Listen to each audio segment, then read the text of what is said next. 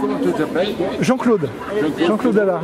Voilà, c'est tout. Puis moi, je supporte. Alors, Jacqueline était laborantine à l'hôpital. Elle m'a dit les vaccins comme ça se fait avec plusieurs années pour les sortir. Parce qu'il faut savoir les effets secondaires, ceci, cela. Alors, on ne s'est pas fait vacciner. Moi, je suis bourré de médicaments parce que je suis... Et puis j'ai dit, je ne veux pas me faire commander par un merdeux qui va dire non. République, liberté, égalité, fraternité, c'est tout. Il y a ça et il y a le fait qu'on nous oblige. Alors ça, je supporte pas.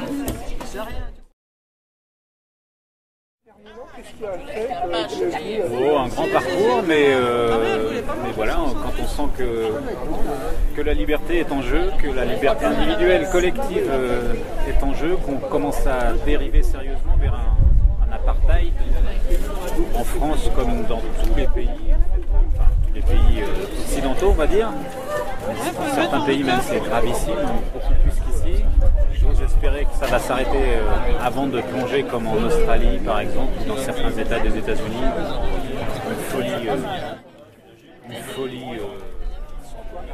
C'est une atteinte aux libertés.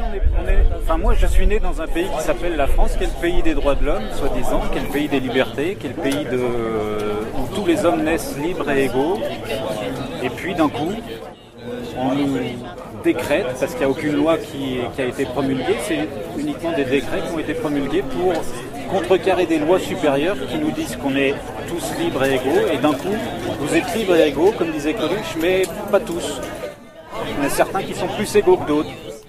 Et d'un coup, on nous interdit d'accéder à certaines... à la culture, par exemple. On ne peut plus aller dans une bibliothèque, on ne peut plus aller au cinéma si on veut considérer que le cinéma est de la culture.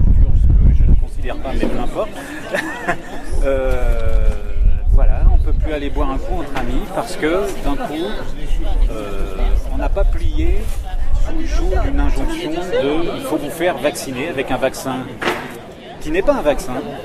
Vous n'avez pas été injecté de ce truc dont vous ignorez tout, mais on vous dit que c'est pour votre bien et vous allez le faire parce que si vous ne le faites pas, vous allez avoir une vie de merde. C'est ça qu'on nous promet. Est-ce que vous vous rendez compte du niveau de violence qu'un État ou des journalistes collabos peuvent dire sur des plateaux de télévision, on vous promet une vie de merde. C'est-à-dire que la vision des médias, ça fait longtemps que j'ai plus de télévision, donc de temps en temps, j'ai des oui dire, t'as vu ce qu'a dit machin, t'as vu ce qu'a dit bidule, non.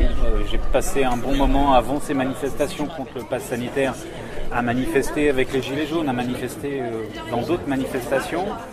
Et je m'étais fait une petite pancarte qui disait « Je sais pas, j'ai pas la télé ». Voilà.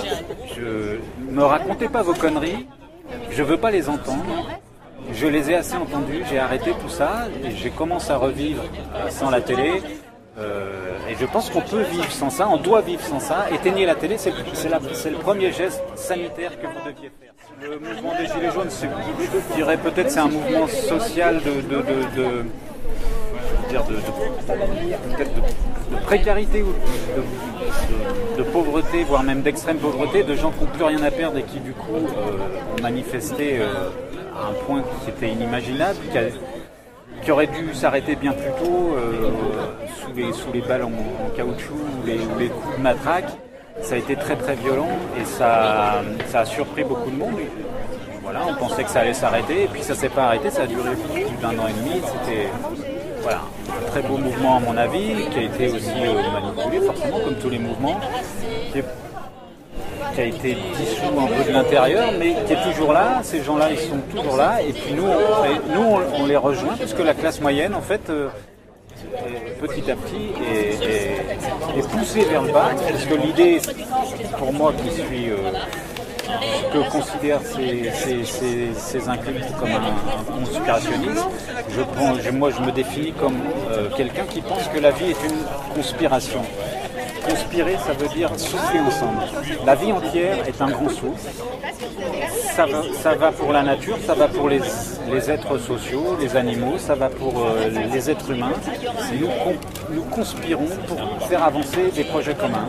Donc la conspiration, c'est un très joli mot. Dans mon dictionnaire littré, que je lis tout le temps, parce que nous vivons dans un monde de mots, c'est pour ça que les gens ont peur, c'est que les mots suffisent à faire peur. Il ne se passe rien. S'il n'y avait pas de télévision, il n'y aurait pas de Covid. Et puis d'un coup, c'est l'enfer. Parce que Covid. Ouh là là, attention, la vie rôde. On nous dit attention, la vie rôde. Vous vous rendez compte de cette folie dans laquelle on est rendu. Et donc dans mon dictionnaire littré, on dit les reins, le foie, les poumons conspirent à la vie. Voilà. Donc moi je conspire, je dis que la vie est conspiration. Ressaisissez-vous des mots et vous reprendrez le pouvoir sur vos vies. Tout simplement. Je ne cède jamais à la peur, je plonge jamais dans les hystéries collectives et je regarde ça assez sereinement. Je ne suis pas très inquiet. Je sais qu'il y a des forces supérieures terrestres et peut-être au-delà des terrestres qui sont en train de travailler. Et je pense que ça peut être juste une allégorie. Je pense qu'on est dans un sas, un tamis, donc un sas de maçon. Et là, on est en train de secouer le sas pour faire un tri des âmes, on va dire, pour savoir qui est capable de résister, qui est capable de dénoncer ses voisins. Parce qu'à un moment, s'il faut faire un tri des âmes, on ne peut pas vivre dans un monde de bisounours tout le temps. Comment on peut séparer le bon grain de l'ivraie, on va dire. Donc voilà, ça secoue, tant mieux. On y était préparé. Moi, ça fait très longtemps que je suis préparé. Donc je dirais même que je suis content que ça arrive maintenant. De toute façon, c'est un mouvement mondial. On est très nombreux partout dans le monde. Il suffit d'une masse critique qui peut être 12-15% d'une population, et si elle est mondiale, c'est encore mieux, pour faire changer le monde. On va la faire changer, d'autant plus qu'on a des intentions qui sont bien supérieures aux suiveurs. C'est-à-dire qu'eux, ils suivent, ils ne produisent aucune énergie. Ils sont là, on leur dit fais pipi dans ta caisse, ils font pipi dans leur caisse. Et moi, j'ai pas envie de caisse. J'ai envie d'aller me balader, et quand j'ai envie de faire pipi, je fais pipi derrière un arbre sans déranger personne. Voilà, le monde est bien plus grand que ce qu'on vous dit, le monde est bien plus magnifique que ce qu'on vous dit, la vie est magnifique, n'ayez pas peur, vous allez voir, on va s'en sortir par le haut. C'est au moins la 4e manifestation que je fais. Je n'étais pas venue aux premières pour des raisons de santé. Si je suis quelqu'un qui manifeste beaucoup, qui parfois est un peu gêné par ces manifestations, randonnées, balades, qui servent à rien, on fait 3 petits tours et puis on remanifeste.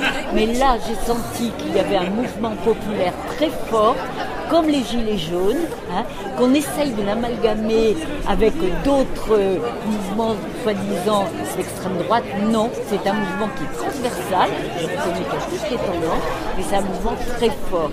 La deuxième raison pour laquelle j'ai manifesté, c'est que j'ai étudié toute cette histoire, les articles de passe sanitaire, et j'ai vu que c'était pas, moi je manifestais pas pour la liberté entre guillemets, mais contre le passe sanitaire, parce que il n'a aucune raison d'être ce passe sanitaire. Aucune raison. La vaccination massive n'est pas forcément efficace, bien au contraire.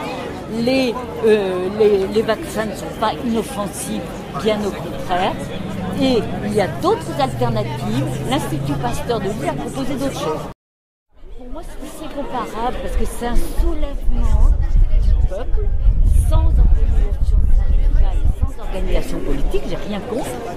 S'ils viennent, tant mieux. Je suis pour la convergence des luttes et non pas à chacun son petit précaré de lutte. Mais je vois, c'est un soulèvement.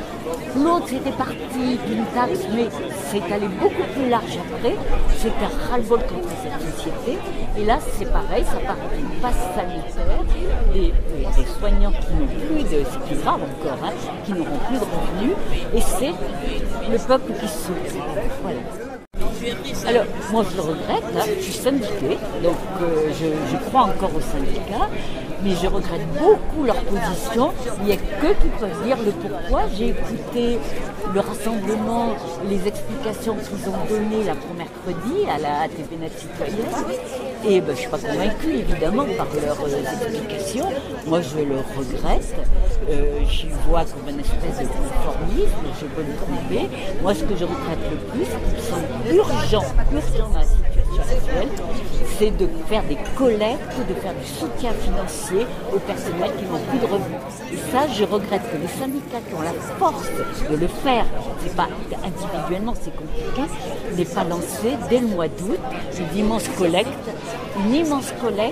Ils pouvaient le faire, ils l'ont fait quand les cheminots étaient en grève, ils l'ont fait souvent, et tant mieux, mais là ils ne l'ont pas fait, et je regrette qu'ils ne l'aient pas fait, voilà, parce que c'est gravissime, il faut que ce personnel soignant puisse tenir. Et de mon côté, j'ai lancé une collecte, au courant d'ailleurs, j'ai lancé une collecte, mais bon, quand on est seul, en plus je suis âgée, et en plus je suis malade, je lance solennellement, on va dire, un appel aux syndicats. J'ai mis hier dans un commentaire sur Facebook suite à la manifestation de mercredi, que les syndicats lancent immédiatement cette collecte. Il y a urgence si on veut que le personnel soignant qui ne s'est pas fait vacciner puisse tenir dans la durée. La question que je me pose, il y a plusieurs indicateurs qui malheureusement me conforment dans cette question.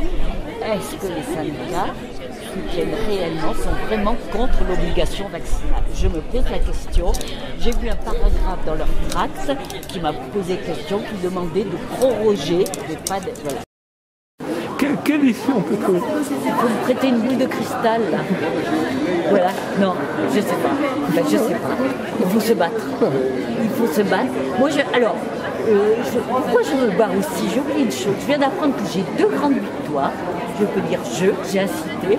À la fois sur un escroc dans le Jura, ça fait 3 ans que je me bats, malheureusement il a coulé 5 boîtes, donc une en Savoie mais temps, 4 autres, et enfin dans le Jura il a coulé la boîte, les syndicats n'avaient pas bougé, je dénonçais, parce que je sais lire les comptes d'entreprise, je dénonçais, et enfin c'est le procureur de la République qui a lancé une enquête contre ce personnage, Jean-Pierre Nicolas, je ne sais pas, et les syndicats ont fini par porter plainte, mais la boîte est liquidée, ils l'ont fait il y a 3 ans.